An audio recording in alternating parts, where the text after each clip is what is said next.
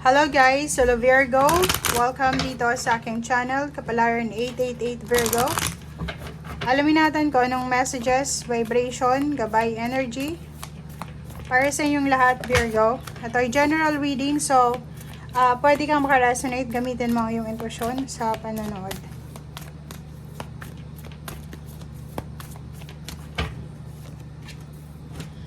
Okay.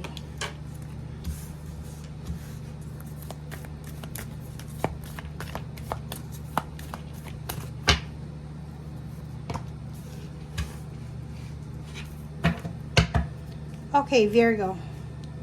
Meron kang potential, merong children and friendship. So, sa linggong ito, Virgo, nakikita natin na sinasabi sa'yo ng barahan na kailangan mong mag-focus sa future mo. Huwag kang parang nawawala ng pag-asa para sa future mo. Kailangan mong mag-isip ng yung parang isipin mo na may mas malaking naghihintay sa'yo para sa future mo. Okay?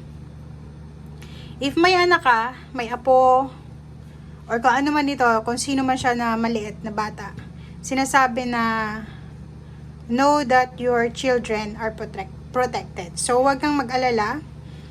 Etong anak mo or etong batang individual na ito na inaalala mo, siya ay protected, guided, and love ng ating Panginoon. Okay? Relationship, friendship, partnership, or kung ano man na klaseng partnership mayroon ka, sinasabi ng baraha sa'yo dito na alagaan mo ito. Okay?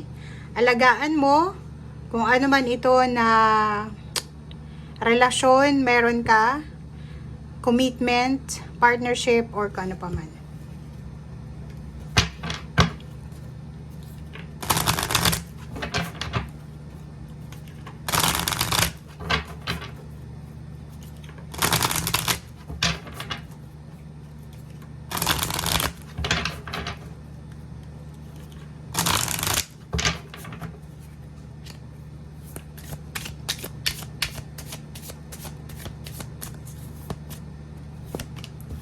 Discovering truth.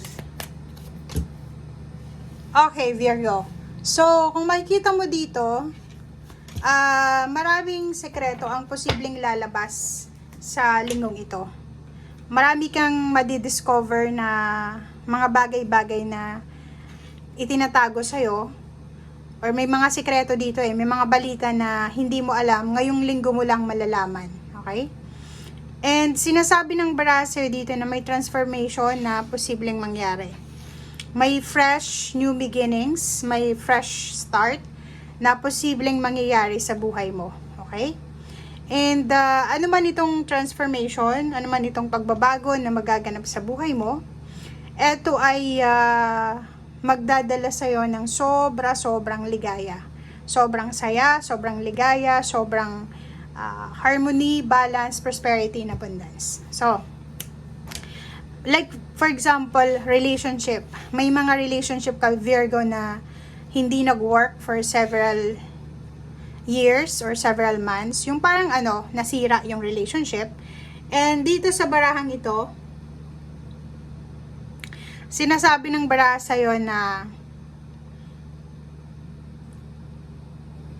may mga reconciliation, may new beginnings, or may mga healing, amendments, parang ganon, mending of relationship or kano pa man, ang posibleng mangyari. Okay? So, sinasabi ng baraha sa'yo dito na sobrang magiging peaceful, harmonious yung iyong buhay ngayong buwan ng April, May, until the end of 2025 siguro. Kasi maraming mga okasyon ang posibleng isi-celebrate mo. Maraming victory, success, recognition, rewards, awards, or kano pa man.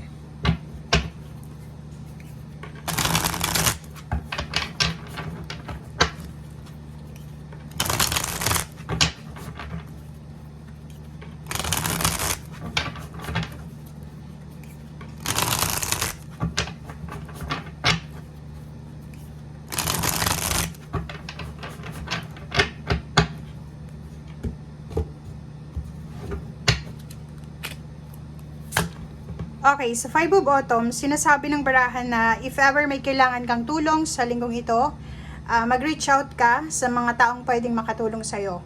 Or siguro may mga taong gustong humingi ng tulong sa'yo, pero nahihiya sila. So, maging aware tayo doon sa mga tao sa paligid natin. Baka nangangailangan sila ng tulong mo, pero hindi nila masabi-sabi sa'yo.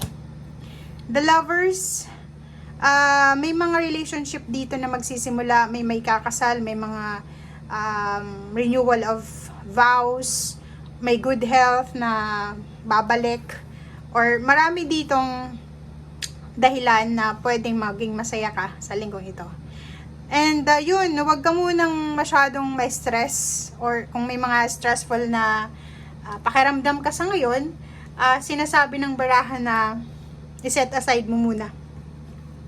I-set aside mo muna yung mga concerns mo, i-set aside mo muna yung mga problema mo, and tsaka ka na magdesisyon pag nakapagpahinga ka na. Kasi etong linggong ito is pwedeng makatulong to sa'yo para makapag-isip ka ng tama, makuha mo yung solusyon, makatulog, makapagbakasyon, or